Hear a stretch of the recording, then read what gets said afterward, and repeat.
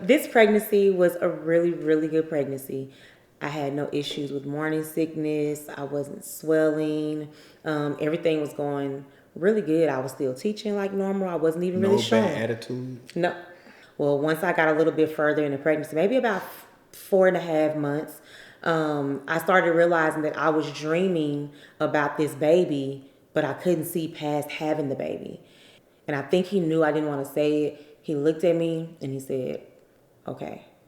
And then that was it. We never spoke of it again. I don't know if it was a little fear in there or what it was. I never told him what I meant. I just believed he understood what I meant, and we went on. I was in the backyard praying. Like, this is how serious it was. Like a month later. Like Jesus in the garden. This is me in the backyard. It was like a month after. Praying, and it wasn't even like a prayer. This was just a full out conversation with God. Like, I need you to respond to me. And then I remember vividly. It was so vivid. I wrote it in my phone. God was like, as it comes, I will provide. And I was like, you gotta give me a little more than that. I need more. And it was a resound, like second time was even louder, and I shut up. I said, well, that's it. We had a date night. My mom kept our oldest son. I ate a few things that I wasn't supposed to eat. Perry had to sing the next morning, and so the whole night I had been a little uncomfortable, but that wasn't like out of the ordinary for me. I always have like upset stomach issues, even without being pregnant. So I end up laying on the floor by the toilet, which I typically do if I have an upset stomach because I'm lazy. I don't want to go back and forth. So he ends up coming in there to tell me that he was leaving. And when he came in, he looked at me and he said, do you want to go to the hospital? Yeah. And I remember shaking my head no, but the Holy Spirit said, say yes. Do you want to go to the hospital? And I shook my head no again. And then I said, yes, yeah, okay. Like thinking I'm about to go to the hospital and they're going to say it's gas. And they're going to turn us right back around. Get to the service road. I instantly, I have to clap because it was instant. I was in pain. I was in excruciating pain. I was on the floor of the front seat of the car. But I was on the floor because it was hurting so bad. And the doctor's office was about 30 or 40 minutes away. I don't even remember anything. Like, we're just hold on, we're almost there. I'm flying. Once we get there, they're asking me, where's your pain? Well, my head was hurting on a certain side and my stomach was hurting on a certain side. And he said, okay. And it's crazy because I'm now that I'm replaying it, they weren't even concerned necessarily about the baby yet because they weren't even they didn't even do the monitor yet. Everything else is looking good. The baby's looking, like everything is looking good. But we want you to sign this paper. What am I signing this for? She said, it's just a precaution. I think I picked the pen up. And as she's saying that, doctors and nurses and whoever else, they literally, I mean, like on TV, they run in the room. It's like, I don't know how many people. They're snatching cords out the wall. They said, they got to get the baby out of here now. They cut me open and I hear as clear as day, I told you I was going to kill you.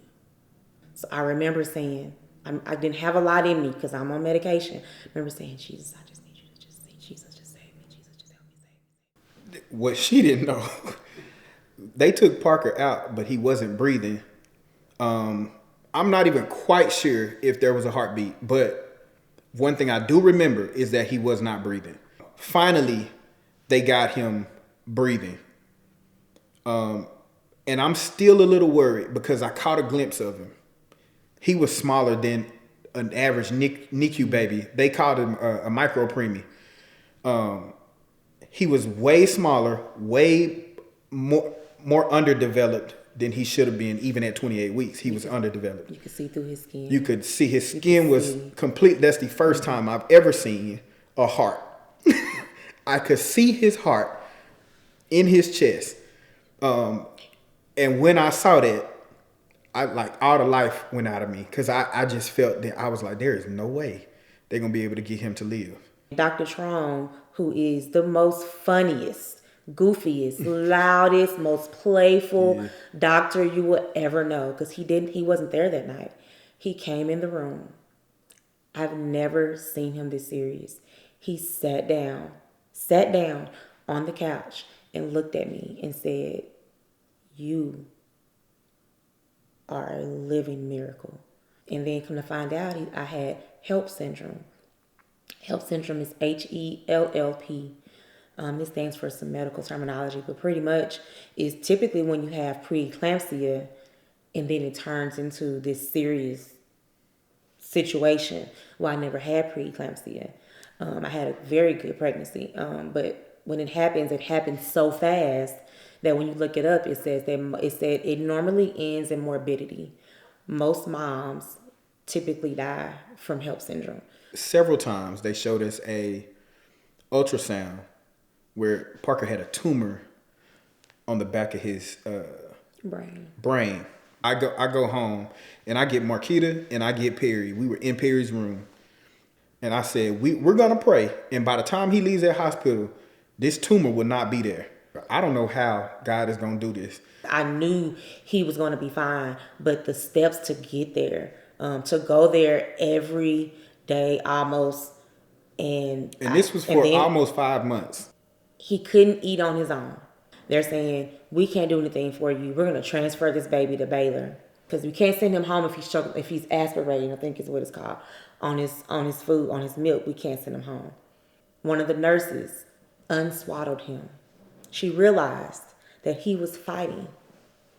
Because they would swaddle the babies whenever they fed them. Well, because they have to be kept warm. She realized he was fighting to get loose. She unswallowed our stubborn child. And he drank his milk with no problem.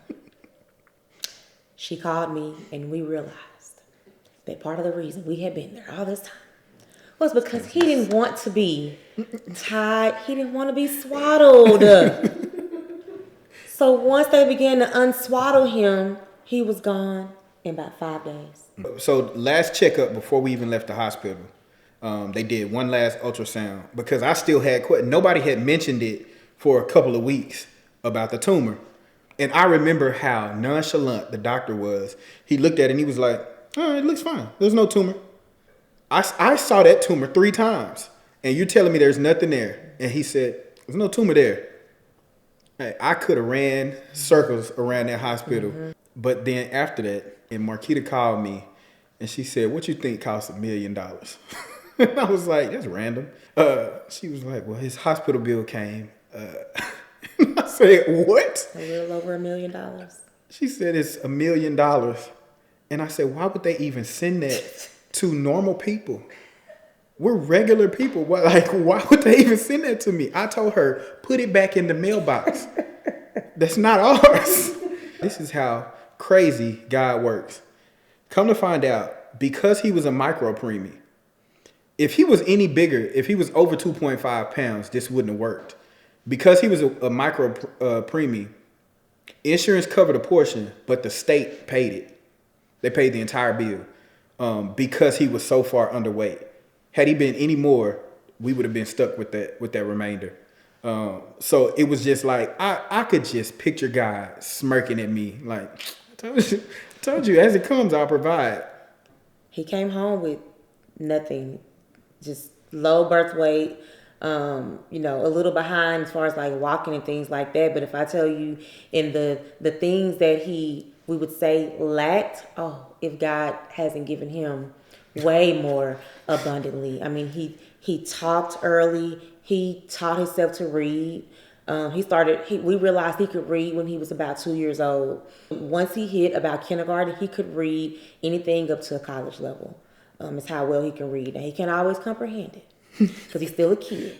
But he can read. His vocabulary, his understanding, his heart for people. God gave us the best huge gift and blessing in that little bitty package.